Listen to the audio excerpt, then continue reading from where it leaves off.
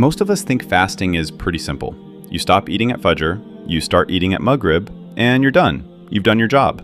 But what if I told you that for millions of people, all that effort goes completely to waste? The Prophet, peace be upon him, said something terrifying. Whoever does not give up lying and acting upon it, Allah has no need of him giving up his food and drink. That's scary because it means you can go hungry all day and get absolutely nothing for it. Fasting isn't just one thing. It's actually a ladder with 5 distinct levels. Most of us spend our entire lives stuck on level 1 or 2, thinking we are worshiping Allah, when really, we are just starving ourselves.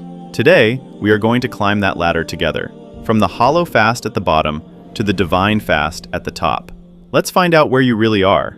Let's start at the bottom. Level 1, the hollow fast. This is the fast where you're just surviving. You have successfully starved your stomach, but you are actively feeding your ego.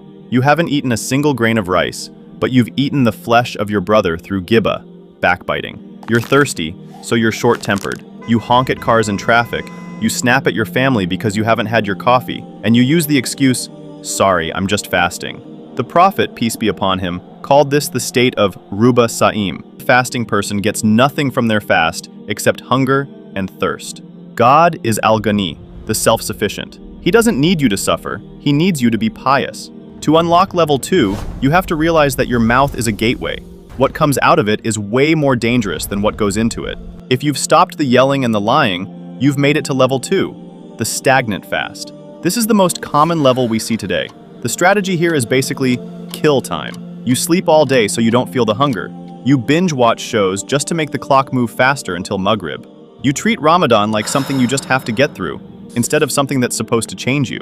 Compare this to the Salaf, the pious predecessors, who would actually look for the hottest days to fast, because they wanted to feel that thirst for the sake of Allah. They ran toward the struggle. We run toward our beds. This is the fast of ghafla, heedlessness. You get through the month, but you don't change.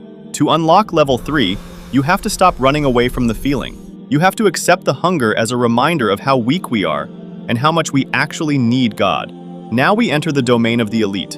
Level 3, the disciplined fast. This is what Imam Al-Ghazali calls the special fast. Here your stomach fasts, but so do your eyes, your ears, your hands, and your feet. The Prophet, peace be upon him, said fasting is a junah, a shield. When a believer at this level is provoked, they don't fight back. They use the words the Prophet, peace be upon him, taught us.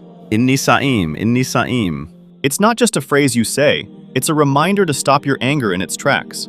But there is a trap here, the iftar trap. Many people reach this level during the day only to ruin it at sunset by eating so much that they become heavier and lazier than they were before.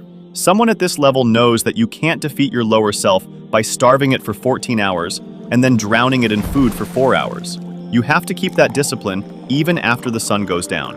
To unlock level 4, it's not just about what you do outside anymore. It's about what happens inside. Level 4 is the purified fast. This is the fasting of the heart. At level 3, you didn't look at the sin. At level 4, you don't even think about the sin. Imam Ibn al-Qayyim describes this as taming the soul. You are moving from the soul that struggles and feels guilty to the soul that is at peace. Here, you fast from anxiety. You don't stress about money. You don't envy what other people have. You don't obsess over the past. When a bad thought, like jealousy or arrogance, tries to enter your mind, you catch it immediately and push it away. Scholars say that at this level, even worrying too much about what you're going to eat for iftar is a weakness, because it shows you aren't fully trusting Allah to provide. This is a fast from the material world itself.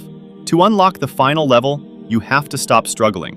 You have to stop fighting the ego and instead completely leave it behind. This is the peak. Level 5, the divine fast. This is the level of the prophets and the truthful. At this level, fasting isn't a struggle anymore. It's a state of mushahada, witnessing the divine. Linguistically, the word psalm in ancient Arabic was used to describe a war horse that stood completely still, silent and obedient, waiting for a command. That is the essence here, silence and stillness. In the Quran, Maryam, peace be upon him, vowed a psalm of silence. She let God speak for her. The person at level 5 is so absorbed in the presence of Allah that they forget they are even hungry. As the Prophet, peace be upon him, said about his continuous fasting, "My Lord feeds me and gives me drink," not physical food, but spiritual nourishment that satisfies the soul so deeply the body just follows along. They walk among us, they buy and sell, but their hearts are attached to the heavens. The whole point of fasting is to break the ego, not just the appetite. If you are at level 1, your next step is to shut your mouth from sin. If you are at level 2, your next step is to wake up and stop wasting time. If you are at level 3, look inward. Don't let this Ramadan be just another month of starvation.